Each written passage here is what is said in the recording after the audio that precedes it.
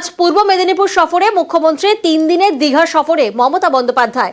দীঘায় জগন্নাথ মন্দিরের কাজ পরিদর্শনে মুখ্যমন্ত্রী মমতা বন্দ্যোপাধ্যায়। 3 দিনের সফর, আজ পূর্ব মেদিনীপুর সফরে যাচ্ছেন মুখ্যমন্ত্রী মমতা বন্দ্যোপাধ্যায়। 3 দিনের এই সফর, 3 দিনের দীঘা সফরে মমতা বন্দ্যোপাধ্যায় যাচ্ছেন, যেখানে দীঘায় জগন্নাথ মন্দিরের কাজ পরিদর্শন করবেন মুখ্যমন্ত্রী মমতা বন্দ্যোপাধ্যায়। প্রতিনিধি সোমরাজ এই মুহূর্তে আমাদের সঙ্গে রয়েছেন। সোমরাজ, এই 3 দিন মুখ্যমন্ত্রীর সফরসূচি কি রয়েছে? দেখো, মুখ্যমন্ত্রী মমতা বন্দ্যোপাধ্যায় 3 দিনের সফরে পূর্ব মেদিনীপুরের দীঘায় যাচ্ছেন। মূলত দীঘায় যে নবনির্মিত জগন্নাথ মন্দির, যে মন্দির তৈরির কাজ চলছে হিচকোর তরফে, সেই মন্দিরের প্রস্তুতি অর্থাৎ কাজ কতদূর এগোলো, এখনো কতদূর কাজ বাকি রয়েছে, এবং তুমি জানো যে জগন্নাথ মন্দিরের জন্য বেশ কিছু পরিকল্পনা রয়েছে মুখ্যমন্ত্রী মমতা বন্দ্যোপাধ্যায়ের।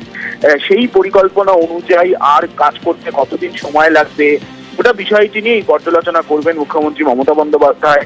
এবং তার জন্যই তিনি আজকে দুপুরেই কলকাতা থেকে হেলিকপ্টারে করে দীঘা পৌঁছাবেন এবং আগামীকাল দিনভর দীঘার জগন্নাথ মন্দির নিয়ে দফায় দফায় বৈঠক করার কথা রয়েছে মুখ্যমন্ত্রী মমতা বন্দ্যোপাধ্যায়।